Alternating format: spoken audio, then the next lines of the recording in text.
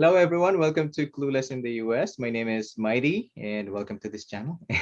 Our goal in this channel is to help you move, survive, and thrive in the United States. And for this video, we have a slightly different format. I have a friend of mine, and I'm interviewing him to talk about his experience moving to the US and pursuing his PhD. I'd like to welcome my friend Geoffrey Li.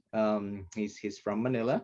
He's from the Philippines. He pursued his PhD in chemistry from the University of Minnesota, and now he's working as a staff scientist at Vanderbilt University in Nashville, Tennessee. So, hey, Geoff, thank you for taking the time to be with me as we talk about your experience moving to the US and um, surviving and I would say now thriving. So before we delve into your story about moving and pursuing your PhD, um, I'm just curious, what do you do as a staff scientist at Vanderbilt?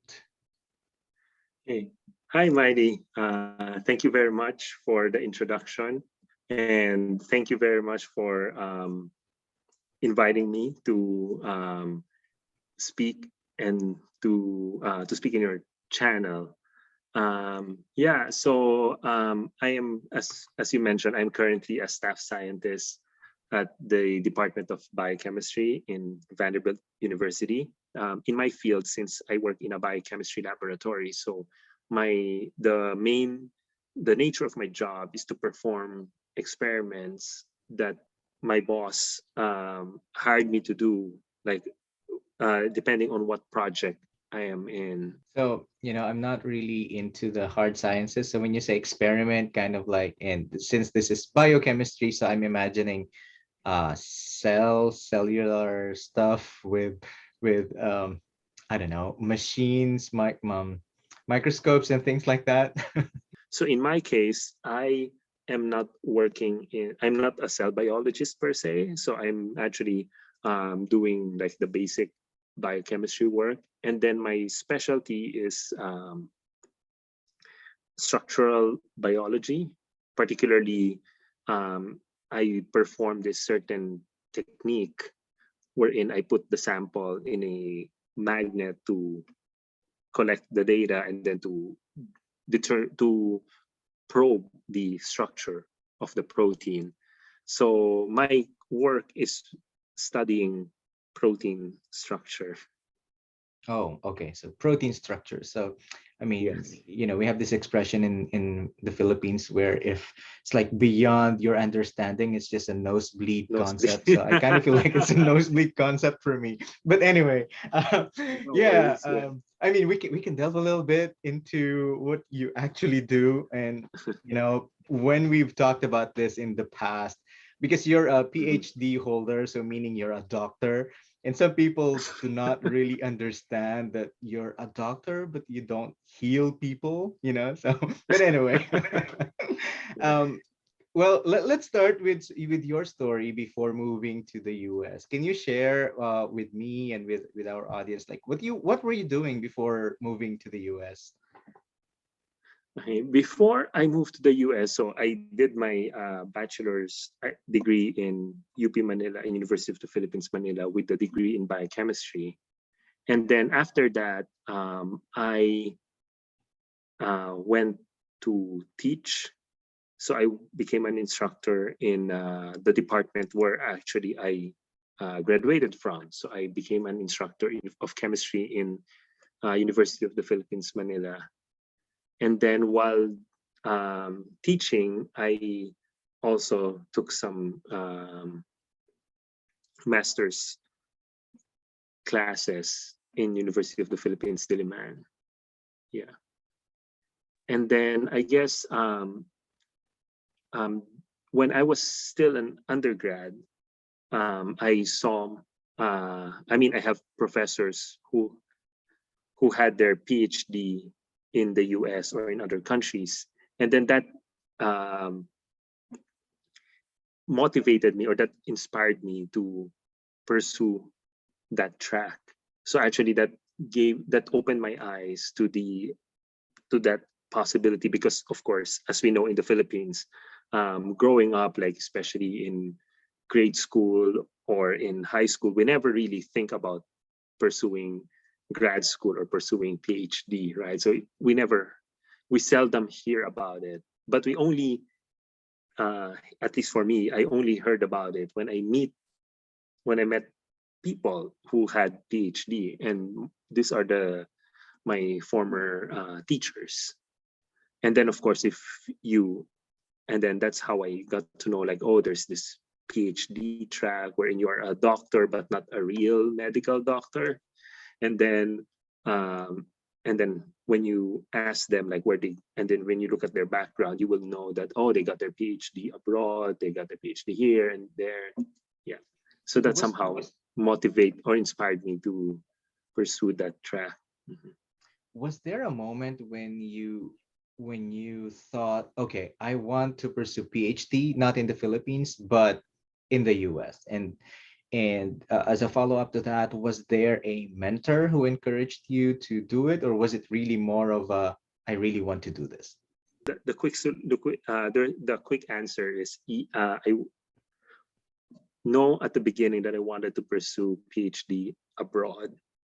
That's for sure, because like in my field, like in the chemistry or biochemistry, unfortunately, in the Philippines, we really don't have much facilities and much um, advances in terms of that research. So if ever I would pursue PhD in biochemistry or chemistry in the Philippines, then the research options are very limited. So therefore, I know already for sure that I wanted to do a PhD in abroad. And then for your second question, like, was there a mentor or was it myself? I would say it was both, because there are people like my seniors, like the people who are also biochemistry graduates from UP Manila, who graduated ahead of me. They also, some of them pursued graduate school abroad in the US, and then they also somehow inspired me or motivated me to do the same. Yeah, and there are also some of my former professors who had um, obtained their degree abroad, who encouraged me to do it abroad, to do it. Yeah. So can you walk me through the process of, say, okay, you've made your decision that you're going to pursue PhD in the US, and then what happened next? Okay, so when I decided to pursue um, degree in the US, PhD in the US, then first I have to do the application. So I have to take exams. At that time, all graduate schools require this GRE, the graduate records exams. So I have to take that exam, and then there are two parts of that exam. So there's the um, general test, which all schools require, and then there's the subject test, which some schools require. And of course, if you're applying for like top tier universities, then you need to take the subject test to increase your chances of getting admitted. And then also I have to look for universities, like which universities I will apply to. And then I have to look for like which universities have the research interests that I would want to pursue. And then also trying to get more information. So from like like the people who are already in the US that I know of. So trying to get information from them, and also trying to get information from the people in the Philippines who know how to do the process. So, University of Minnesota, why Minnesota? Well, actually, when I did the application, so I applied to many schools, And then of course I got rejected in some of the schools, and I had a few options left. And then among those options, I picked which ones will I accept, which offer will I accept. And then at that time I picked Minnesota first because of the research interests of my previous advisor. Like I want to pursue that research particular, like I because my specialization is more on the physical chemistry, but I want to have a biological application. So I did biophysical chemistry.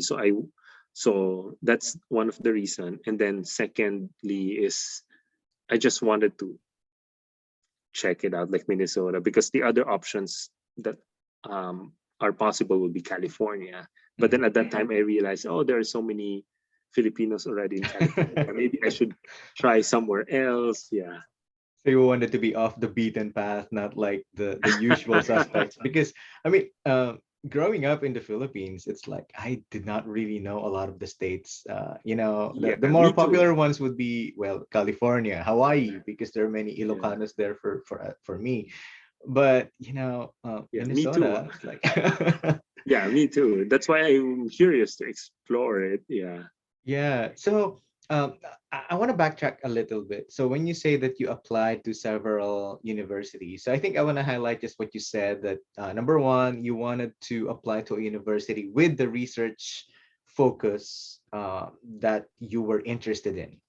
And Yes. then you asked for information from some of your friends who are in the US and some colleagues and mentors who are in the Philippines. And do you mind sharing like how many universities you applied at? Okay. Yeah, I don't mind. So the actually, to be honest, like bef- on one time I applied on 1 year. I can't remember if it's uh, 7 or 8, like the first time that I applied, and they were all rejected Ouch. the first time. And then the next year, I applied again. I think seven. I applied to seven, and I think I've gotten. I can't remember if it's actually seven, but somewhere within the range 7 to 8. And then I think I've gotten like 4 acceptance. Wow, Yeah, so that's a big jump. So from a lot of zero. rejections the first year and then for acceptance the next year. What changed? What changed? Probably. I mean, I retook my GRE, the graduate records exam. And then another thing is I've done more. Um, when I picked the school, I did more. Like you have to contact the potential advisors. You have to try to um, make yourself known. Meaning, for example, if you're looking at this university and then you may want to potentially work for this person, then you may try emailing that person and like try to build a like the to open the communication lines between you and your prospective advisor. Yeah. And at the same time, I had more uh I mean, of course you learn from your previous failure. So I had more time to like polish the personal statement and ask people to proofread it, to critique it. Yeah.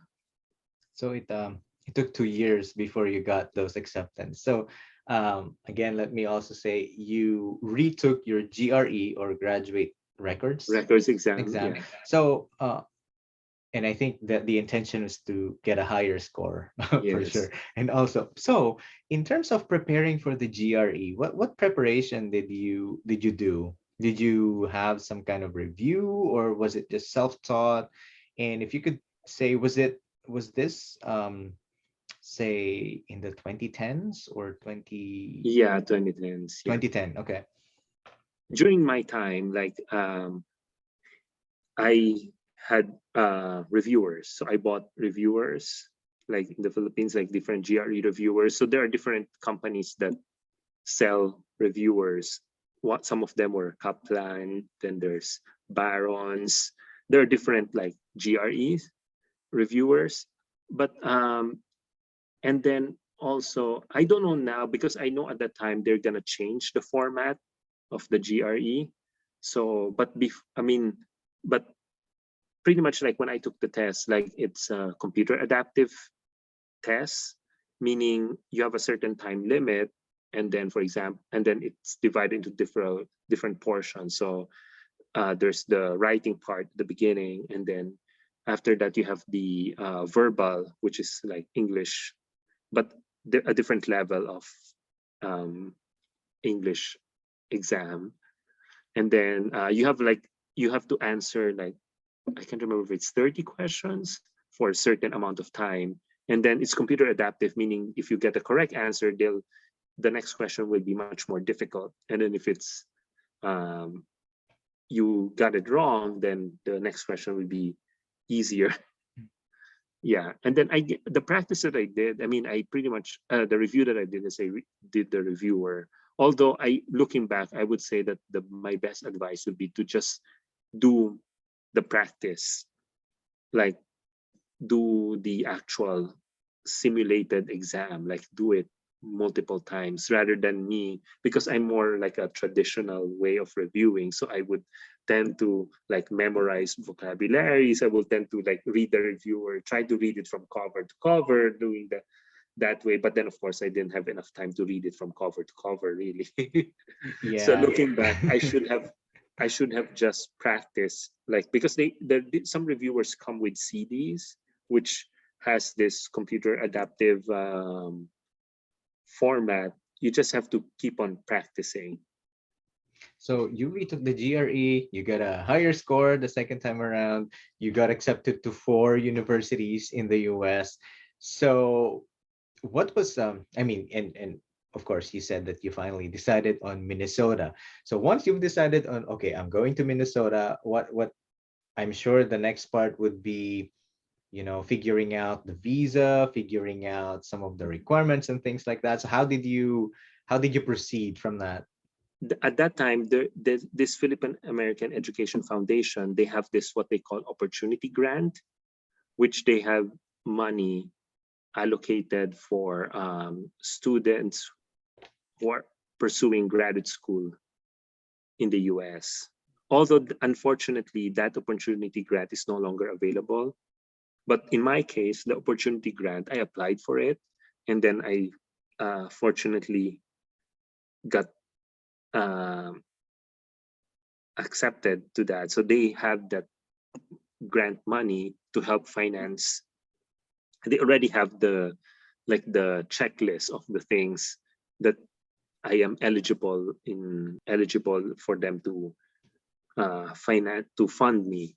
Mhm. So in that way, I already know, like, okay, I need to apply for visa. I need to pay for this service fee. I need to pay for this. Like, yeah. Yeah, I, So I somehow it imagine. helped. Somehow it helped. But unfortunately, right now they don't have um, Mm. that opportunity grant anymore.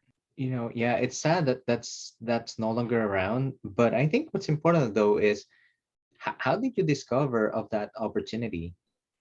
Oh, the How opportunity grant. Um, I'm trying to remember. I know my friend told me about it, but I don't know from whom did he get it from. Yeah, but pretty much like word of mouth from people who knew someone who applied Mm. I think it abroad. helps that you were in the academic community as well. So people were sharing some of this information and you hear about it and then you ask, and some people Yeah. refer you to some of these Mhm. programs. But I would say that the Philippine American Education Foundation, the PAF, is still there in the Philippines. But I'm sure if you go and ask them about it, I mean, Mm. they may be happy to help. They may not Right. provide you with the money, but they may provide you with the information, Right. And some I think that information that for you need. for for people like you who were exploring, the educational opportunities, just knowing where to start in terms Mhm. of I mean, knowing having that checklist, I think that would be like really a great resource so that you know what you're doing. Because otherwise, it's like, okay, what do I do next? And Mhm. Mhm. I'm sure there's a lot of things that come into it, and it costs money, right? So if Yes. you could just give us an idea between the GRE, the TOEFL, the visa application, and any other kind of preparation before you even move, how much did it cost you? Yeah, that's a good question because that one, I mean, it's been 10 years, so I Oh, cannot yeah. really remember the exact Fair enough. numbers. But I mean, if I remember correctly, I think GRE is more like at that time it's like Mhm. $130, but and then TOEFL is something close to that, 100 Right. something. So that's already 200. And then there's a subject test also for GRE, which is let's say 120 or something. Mhm. So that's already 300. And then of course when you apply to the school, the application fee for each school is it's a separate fee if you apply to each school. So it's like 90, 80, $90 at my time. I'm Per guessing now school. it's probably, yes, Oh, wow. probably right now it's $100, assuming $100. And then let's say you apply to 5 schools or six Wow. schools, So and that that's would be 500. 600.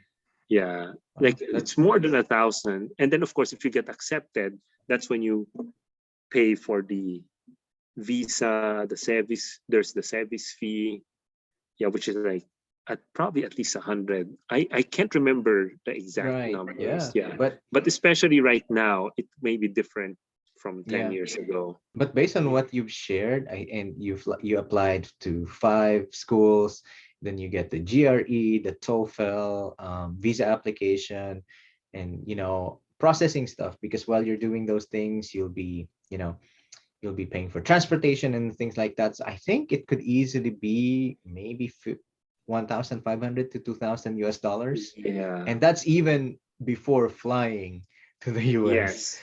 right? So Yes. so it's a little expensive. So so you got accepted. You accepted the offer to come study to Minnesota.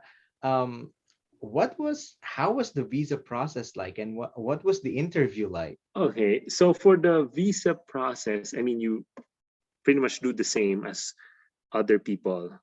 So you schedule an appointment, but of course, before you schedule an appointment, you have to fill out a long form, Right, and long one, then yeah, very long long one. form, and then you have to pretty much bring the documents that you need in the visa interview, like the printout of the form, and then you need to have the I-20 in my case, since I'm going as a student, so that's a document that shows that you have been accepted in that university.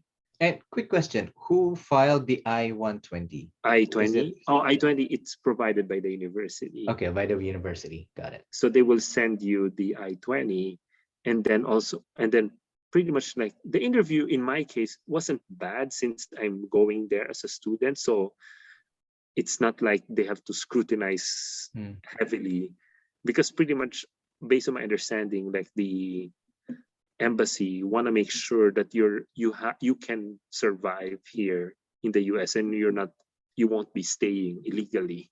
Right. That's what they want to make sure, right? You don't have the intent to stay illegally. So pretty much like who will fund you? I mean, how will you survive in the US? So in my case, since I am employed, or I am accepted in the Department of Chemistry, in that PhD program, it comes with assistantship.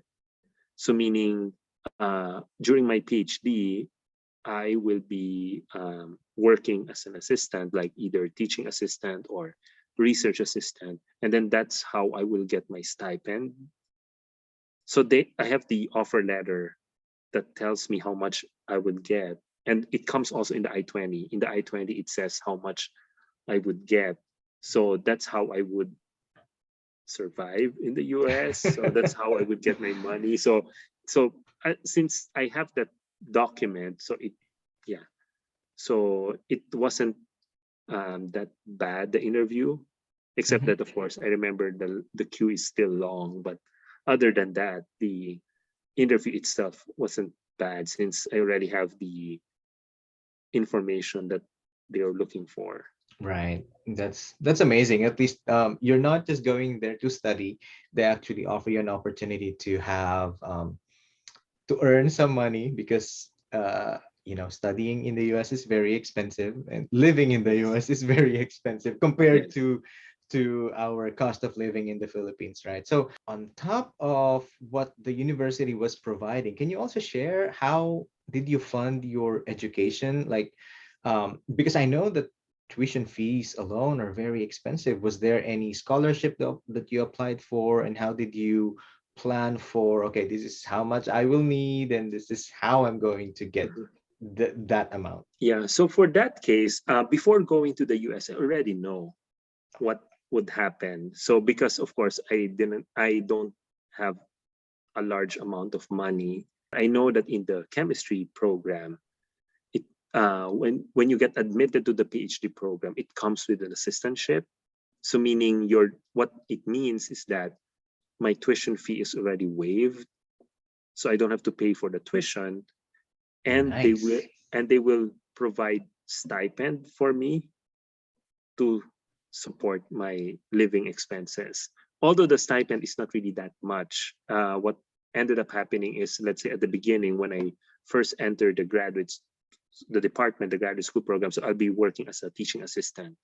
So the department will pay the tuition for me, and then will give me the stipend. So they already put so much money there. So the my stipend is not really that much. It's more like an allowance. This means that you are really a full-time student with support from the university in exchange for your time also providing some services to the university. Yes, Okay, yes. got it. So that is the yeah. So I already know that before I apply. Otherwise, I wouldn't apply if I know that if I have to pay the tuition, I wouldn't apply. Although that varies again from program to program. So like in chemistry, Right. it's that way.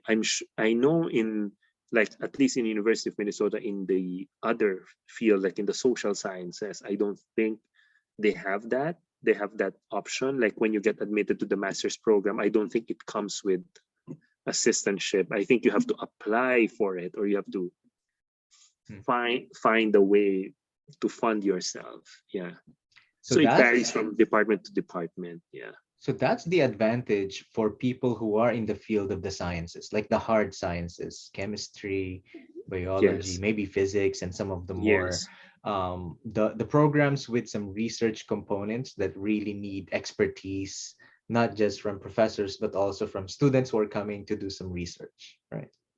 Yes. Who are doing yeah research, Yeah, and also who are doing research, and also it's who are doing service courses too, right. because pretty much like in my case, like when the Department of Chemistry admitted a lot of graduate students in my year because they need more teaching assistants, they need more Mm, TAs to teach the chemistry labs.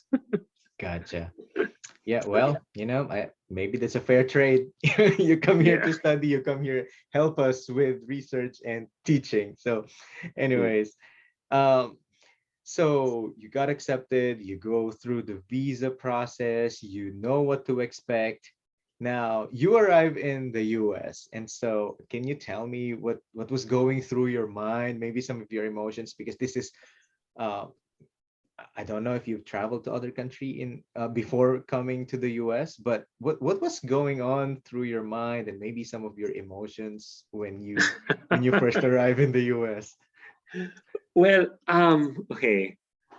Of course, I would say that let me see. First, of course, it's a mixture. Like I'm, of course, sad to leave my family behind and get out of my comfort zone, because it's like um, I'm used to like living with my family, and then all of a sudden I'm going to a totally different country, and that's the first time when I went to the US. It's the first time that I've been to a different country. It's there's that part, but at the same time, there's an element of excitement also in my part, because I'm curious to see like what it looks like on the other side of the world, because I've never been there. So there's that element of curiosity. Yeah. And yeah, and then it also helps, at least for me, I'm blessed to have talked to people like who have been in the US. It helps a lot to know, if you know someone who has been to the US, to give you, to answer some of your stupid questions, or to give you some ideas, yeah, what it looks like living there.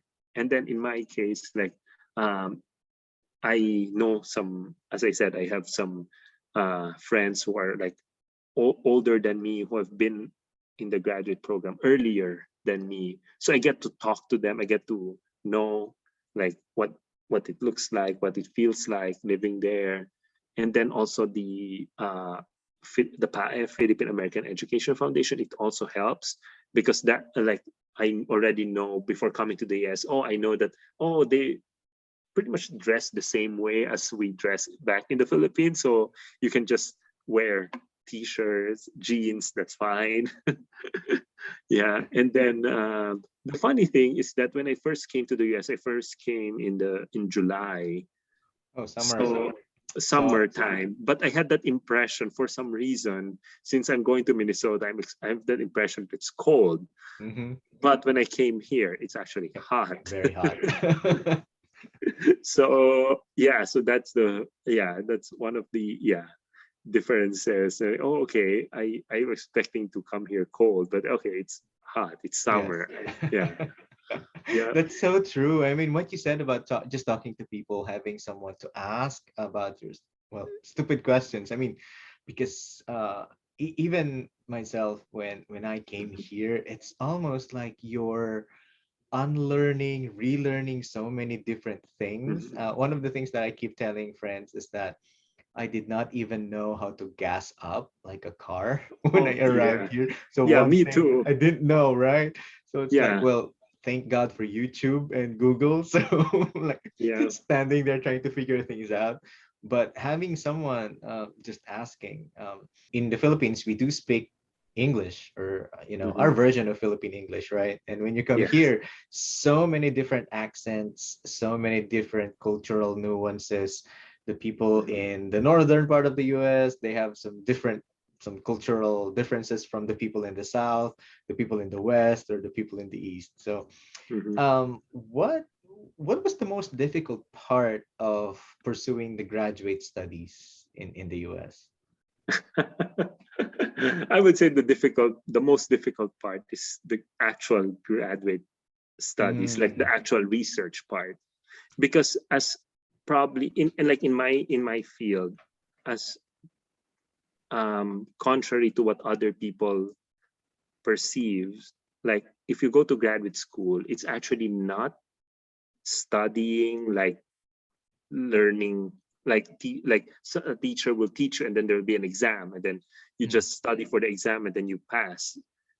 There's that component too, but it's not the one that determines your success in graduate school. Because in my field, like in the chemistry program, you take courses. Yes, you do take coursework at the beginning, like during your first year, you take courses. And in other fields it varies, like in the biochemistry field, I think that you take courses for 2 years and so on. But regardless, you only take courses at the beginning. And that's similar to what we're doing in the Philippines, wherein a teacher will teach, and then you study, you prepare for the exam, and then you take the exam, and then you either pass or fail. But then after that, once you finish the courses, that's when you have to do research, the actual research. And then that's when you have to learn the skills, and then you have to be resilient. You have to be and let me just butt in real quick, Jeff. So when you say research, it's not like going to Google Scholar on the oh internet and no, no. not just reading journal articles or whatnot, but rather the actual scientific method where you do experiments, Yes, and right? that's Okay. you learn that also in grad school, like pretty much how to design your own experiments, how to um, troubleshoot problems, because most of the time, like the experiments that we do in the actual research, I mean, nobody knows the outcome really. So you can just, you have hypothesis, right? You formulate hypothesis. You think that this is how it should be, but then when you carry out the experiment, oh, it fails, which happens most of the time.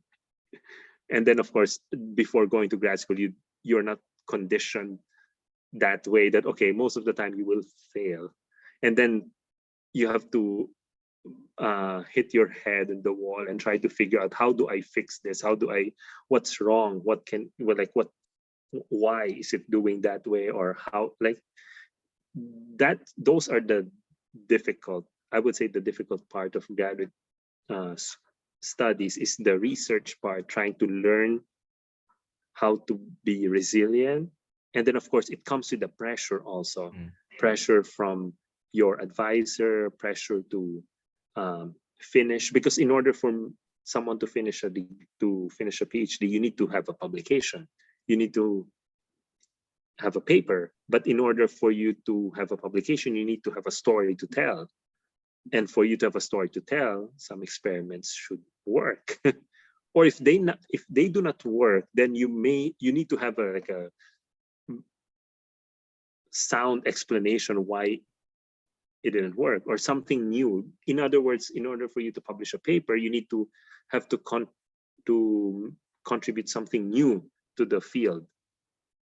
Right. And that's a tough one, especially because of course nobody knows what the outcome would be, and that's why it's an experiment, because you're still figuring things out. Right. And this And is that's a tough really, part. yeah, yeah. And I could imagine, it's not, again, I'm not in the hard sciences, so I cannot fully understand the process, right? But when you say experimentation, it's like really you are breaking new grounds in the areas of research that previously this is the limits of the knowledge, but you are like right, almost right beyond the current limits of knowledge. So that's how I'm thinking of it, at least. But so so you mentioned the pressure, being resilient. um what helped you become resilient, in spite of all those emotional pressures, sometimes the loneliness and homesickness, which I'm sure you've also Mhm. been through some. How did you deal with all of those pressure and still keeping your eyes to the prize that I gotta graduate? Well, actually, looking back, it's really tough, because once you get to the middle of the PhD program and then things don't work, you don't really see the light at the end of the tunnel. It feels, because in the PhD program, although on average people finish PhD within 5 years, but technically, I mean, some people finish 6 years, 7 years. I mean, you need to have a paper. I mean, it varies from department too. Like some advisor, or it varies from advisor to some advisors require at least two first author papers or three papers. So you need to have a paper in order to publish. And that one is really, it's both a matter of luck also. And it's not just your hard work, because even though you work hard night and day, and sometimes still things don't work. Yeah.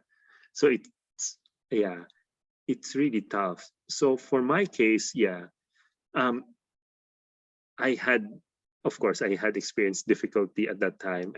I'm also one of those people who are stuck, like I don't know what to do, how to get a paper, how to make things work. And then also there are times that, of course, something like things cross my mind, like, oh, look at my other peers, like other friends who are in the Philippines who are not pursuing graduate school. They're They're happy, happy. happy in the Philippines, at least from what I could see. They seem happy, and then like, oh, they're satisfied without the PhD. Why do I have to um, torture myself and go through this Mhm. process? But at the same time, when I look at the investment involved, like, okay, how much have I invested here, and then I've traveled this far. And then also I remember my family, of course, my, you know, in the Philippines, how your family's proud of you if you achieve something, like, oh, like, you know how, like, your families, oh, you know, my son is in the US, all, Mhm. yeah. And then So you don't want to fail them. right. Yeah, Yeah. although that's I mean, that could be perceived also as an unnecessary pressure, but that Additional pressure. Yeah. additional pressure, but it could also be a motivation also, Right. like, yeah, that okay, they are counting on me. And then of course, yeah. And I would say the strongest one that helped me persist is, of course, my faith in God. Mm. Yeah, like, because during those times that I'm about to give up, like, okay, and then that's when I like, that's when um God is telling me that his grace is sufficient for me. Mm. Wow. Wow. That's amazing.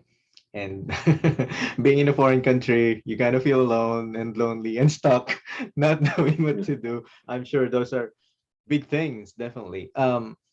Another thing that I wanted to ask is, in terms of loneliness and homesickness, and of course, like you said, you left your family and close friends in the Philippines.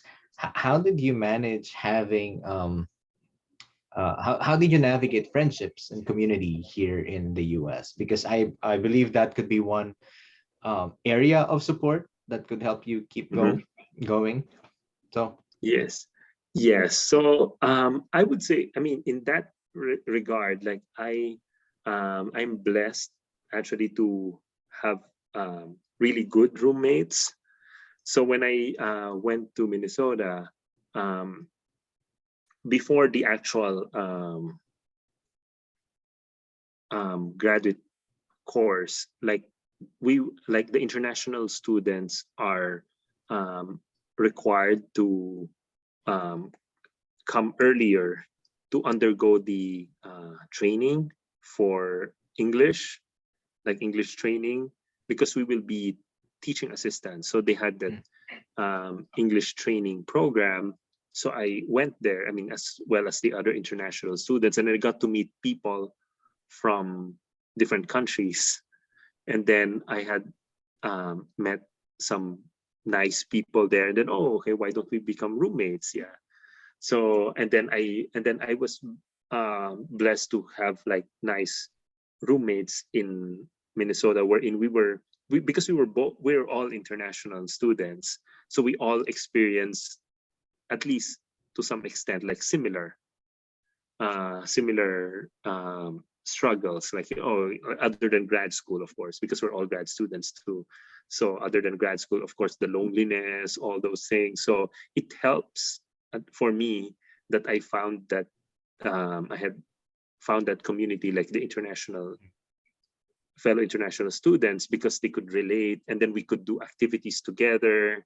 And then I am fortunate also to have like one of my former roommates to be very personable, very very social. So he would organize, like parties, or when I say party, it's not the loud parties, like yeah. hang out at our um, apartment. So that helps a lot. And then also I found, and eventually I got to meet other Filipinos. So I had Filipino friends, and then I also had the international friends, and then I also went to a church. So that's how I get to have a different community, also like church community, wherein um, not all the people are in the sciences or in doing grad school. So I'm yeah, so I got to have like different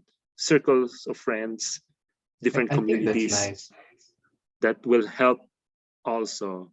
Yeah, it helps a lot in whenever you are so like depressed in grad school, and then to have a little breather, so you Mm. go and interact with people with different, with real jobs, with doing different things. Yeah. Yeah, And that's amazing. to realize that there's a different world outside your lab. Yeah, I think it at least alleviates some of that pain where this is your world, and then you get out a little bit and oh yeah, the world is still going on with, in Yeah. other areas.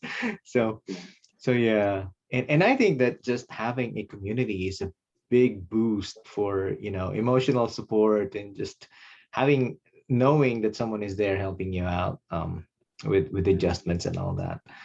Um, so Jeff, uh, how did you feel when you finally graduated? And was it like what, 5 years ago or Yes, yeah, 2017. 2017? So what did it feel like to finally receive that diploma? Or did you march like the way that, the usual with the, yeah, the full graduation suit?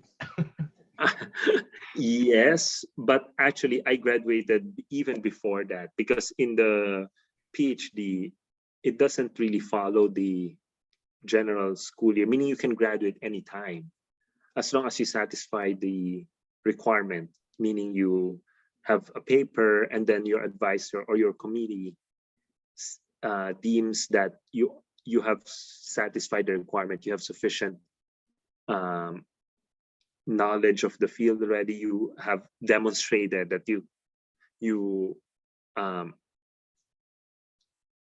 you are qualified to graduate, then you can defend your dissertation. So for me, I finished my degree, like I got my degree like late February of 2017, even before the actual graduation, which is like in the May. Yeah. Did you And attend in of course, March? there's a, yes, I did the March. Yeah. But yeah, for me, it's a relief. Yeah. Of course, to have graduated. But I guess what helped in my graduation actually is to have a position lined up actually before the actual graduation, because like in my case, like I already have a postdoc lined up at Vanderbilt, so meaning I need to graduate. So in that case, so that somehow expedited the process. Like I need to graduate, yeah, I need to go to Vanderbilt by March. Yeah, so because my start date here is March 1st, Oh, so wow. I need to go there. So that somehow expedited the process. Right. So when you say postdoc, just so for our Mm. maybe some audiences who are not familiar. So when you say postdoc, is that a part of the PhD program, or is that something that you need to do after, or is that a job? Can you explain what a postdoc is? Yeah, so postdoc stands for postdoctorate. So it's not part of the PhD program. So it's totally different. So postdoc is considered like training. After you get your PhD, you can do different jobs after. And one of the option is to do a postdoc, additional training. And usually people do postdoc um, generally because it's easier to get a job, a postdoc job. And if you want to go to academia, if you want to become a professor in a research university, then you have to demonstrate that you can be an independent researcher. And for you to be able to do that, you have to do another like training, the postdoc training, wherein it's not, you're not doing it for a degree, it's a job already, Mm. but then you're being mentored by your advisor, and then you will in during your postdoc you'll be trained with the skills, and not only the skills, also like on how to like some skills, and then at the same time you have to demonstrate that you can do research on your own by um, through your publications. You need to publish more papers if you want to go to the academic route. Although I'm not saying that doing a postdoc um, only gives you academic job, because you can also land an industry job with a short postdoc, like a 1 year, 2 year postdoc. Yeah. So it's kind of similar to the residency period for a medical doctor. Yes. A little bit. Okay, Yeah, got a it. little bit similar. Yeah, Although in the residency, there's like a regimen, like you have to do right. this. In postdoc, it's more like up to your mentor. Hmm, Like what project do you do and how long it takes. It's all up to you. Yeah. got it. Yeah. So, It's like additional research again. But mhm, usually when you do a postdoc, you usually go to a different, although it's not imperative, but that's what people usually advise you to do, is to go to a different research lab, to go to a different mentor, so that you'll be learning new skills, and then you'll be mentored by a different mentor also, so that you get a different mentoring style, different, mhm. yeah, a different Gotcha. environment. Yeah. Okay. So from the time that you moved, flew from the Philippines and started, and then you graduated, how long did your whole PhD journey take? um it took me, let me see, 5.5 Mhm. years. Yeah. It's not too bad. You said the Y- PhD y- program takes 5 years, so just yes, it's not too extra few bad, but months. when I was in my third year, I could not see that I'll be ending my graduate degree in 5 years. Yeah, you will reach that point. Like when you Hmm. do graduate school, you will reach that low point where in like, okay, Yeah, nothing's working. How am I going? I don't see myself graduating here. yeah. There's still a lot of questions that I want to ask you, Jeff, but I think that this is a good place to wrap up. Mhm. I think that that journey is full of challenges, like studying in a different country from where you grew up and where your family and friends live. But if, say, Filipinos or maybe any other nationality folks are thinking of pursuing graduate studies in the US as an Mhm. international student, what advice would you give them? Um, I would say the first is,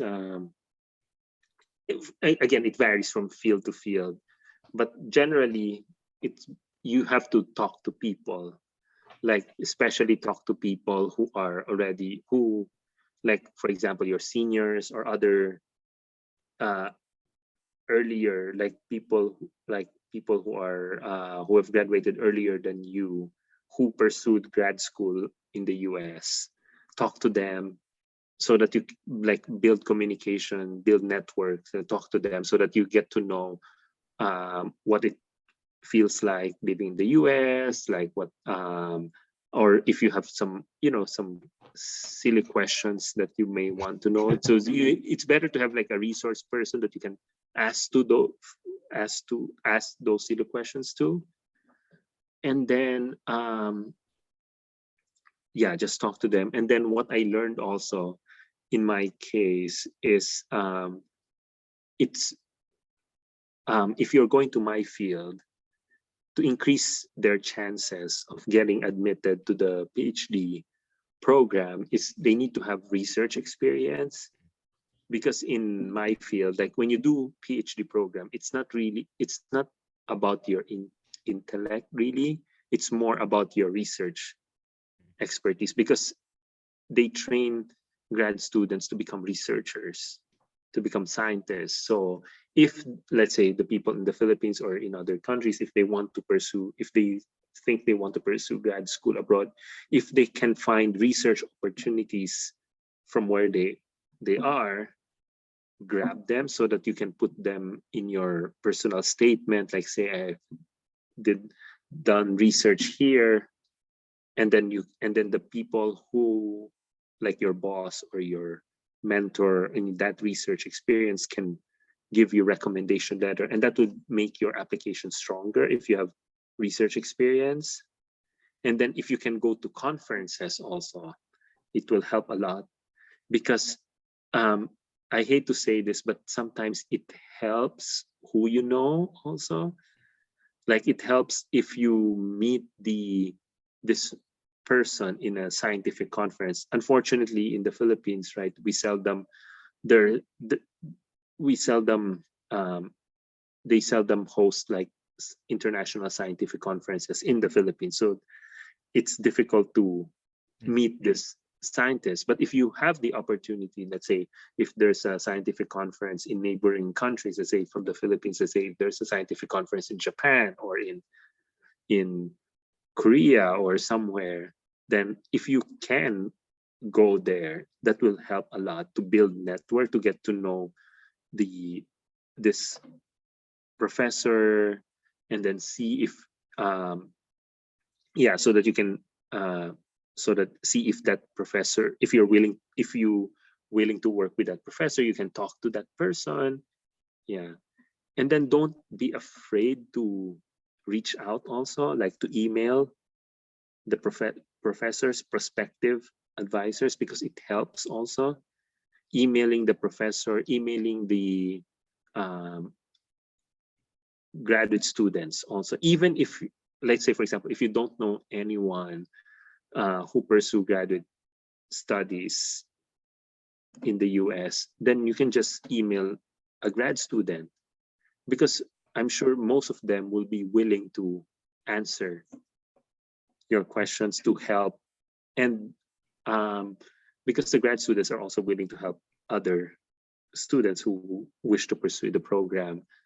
And of course, in the email part, I mean, what I learned also here is make it succinct and make it really concise, because like in the Philippines, like we tend to like think of like writing long emails and all those things with Ramble introduction on and body, on. conclusion, all those things, or like attach your CV. Don't do that at the beginning.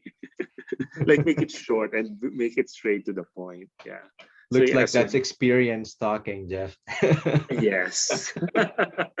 Yes, that's what I learned, because yeah. So just yeah, talk to people, and what else?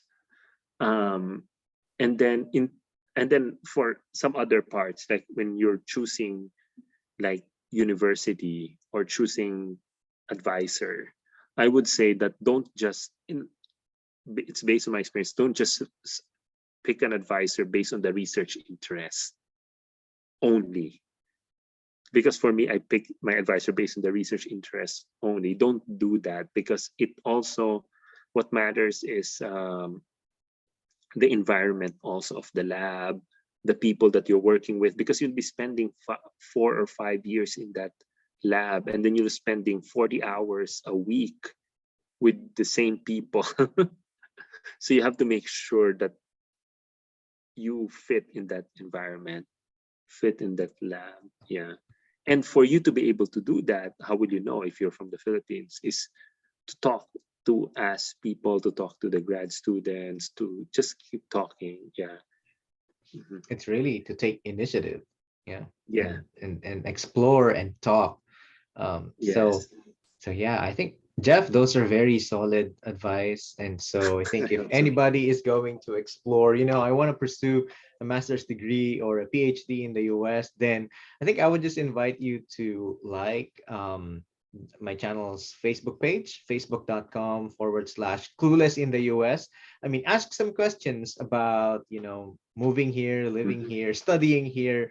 And if I don't know the answer, I'll find someone like Geoff to share some of the answers, and I will share some of the answers there. I mean, after all, this is the mission of this channel, to provide some information for folks like you and me, Geoff, who came here and so many silly questions and some stupid questions. But Mhm. it takes the proverb, it takes a village to raise a child. And so kinds of like it also takes a village to adjust to a new community, to a new country. Mhm. So Geoff, thank you so much for your Yeah. time, and thank Thank you for you for sharing the your invitation. journey. It's been quite a journey. So congratulations for all you've achieved so far. Oh, thank you.